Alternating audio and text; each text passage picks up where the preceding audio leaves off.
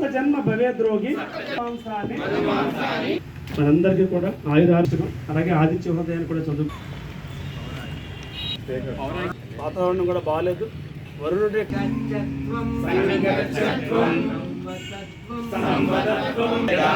సమచిత్తం చేసి ఐక్యంగా యోగ సాధనం ప్రారంభిద్దాం. గడ్డ ఎక్సర్సైజ్ చేస్తున్నాం. ఆ మూడవ రౌండ్లో ఏం చేయాలంటే గడ్డాన్ని నెక్ రొటేషన్ అని చెప్పారు. నెక్ రొటేషను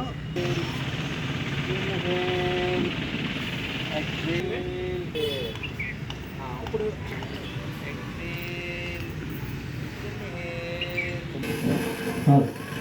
అలాగే ఆపోజిట్ కూడా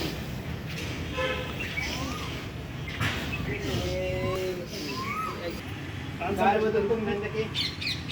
గాలి తీసుకుంటుంది అలాగే పైకి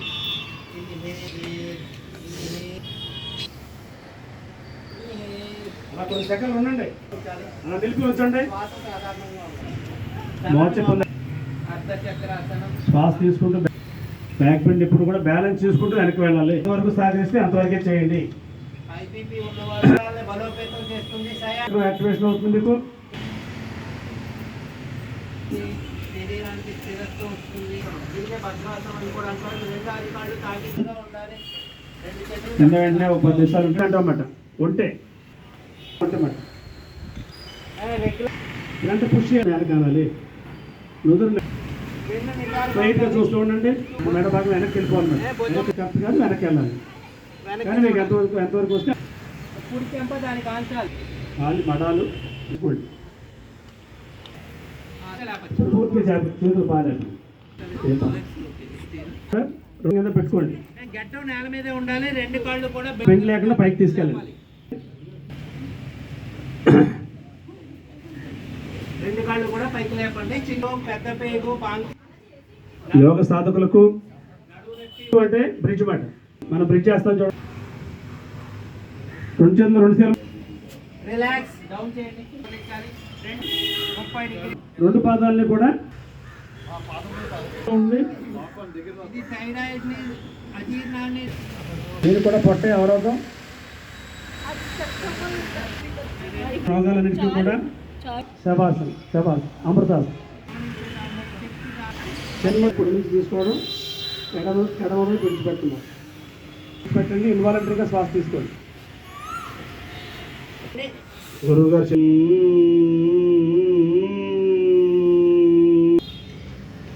బయటికి వెళ్ళిపోవడాన్ని గమనించండి. కళ్ళు మాత్రం తెరవద్దు. సమతౌలానికి గొప్ప అవకాశం. శాంతి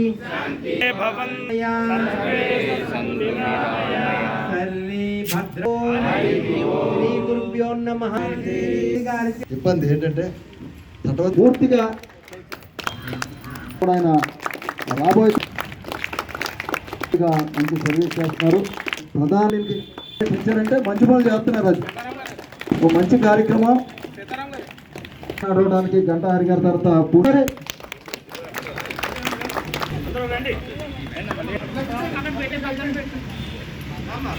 పూర్తి దినోత్సవం సందర్భంగా ఈరోజు భీమవరం 1 టౌన్లోని అంకాల ఆర్ట్స్ అకాడమీ భవనం నందు పతంజలి యోగా మిత్రమండలి వారి ఆధ్వర్యంలో మరి యోగా డే అనేది జరుపుకోవడం జరుగుతుంది. ప్రధానంగా మన పూర్వీకులు ఏదైతే మన ఋషులు మునులు అందించినటువంటి యోగా సాధన అనేది మనం నిత్యం కూడా ఒక వ్యాయామంగానే కాకుండా ఆరోగ్య సూత్రాలుగా కానీ సంపూర్ణమైనటువంటి ఆరోగ్యం సిద్ధించడానికి మన పూర్వీకులు మనకు అందించారు. కూడా ఇంటింటా యోగా అలాగే ఒక ఉద్యమంలో జరుగుతుంది. ప్రధానమంత్రి గారు నరేంద్ర మోడీ గారు మరి 2014లో మరి ఐక్యరాజ్య సమితిలో మరి యోగా డేగా ఒక బిల్లును పాస్ చేస్తే 3 దేశాల్లో మరి 170 దేశాలు ఆ రోజే కూడా ఆమోదించడం జరిగింది. దీన్ని ప్రతి సంవత్సరం కూడా యోగా దినోత్సవం చేసుకోవాలనేటువంటి బిల్లును ఆమోదించి సంవత్సరాల నుంచి కూడా చేసుకోవడం జరుగుతుంది. కానీ ముందుకెళ్ళడం జరుగుతుంది. అనేక గారు అలాగే చెక్క అంతర్జాతీయ యోగా దినోత్సవాన్ని పురస్కరించుకొని మరి విచ్చేసినటువంటి పెద్దలకు ప్రతి సంవత్సరం కూడా యోగా డే ఒక థీమ్ ఉంటుంది. యోగా ఫర్ హెల్దీ ఆర్ట్ను రకరకాలుగా ఉంటుంది. ఈ అంతర్జాతీయ యోగా దినోత్సవానికి థీమ్ ఏంటంటే, ఇతివృత్తం ఏంటంటే యోగా ఫర్ హెల్దీ ఏజింగ్ అంటే వృద్ధాప్యంలో కూడా ఆరోగ్యంగా ఎలా ఉండాలి అంటే మనం వృద్ధాప్యం తెలియదు, ప్రతినిత్యం కూడా యోగ సాధన చేయడం వల్ల ఆ వృద్ధాప్యం ఏదైతే మనకి తగ్గుతుంది. ఇంకా మనకి 2 రకాలుగా ఉంటుంది. ఒకటి బయలాజికల్ ఏజ్, 2 క్రోనలాజికల్ ఏజ్.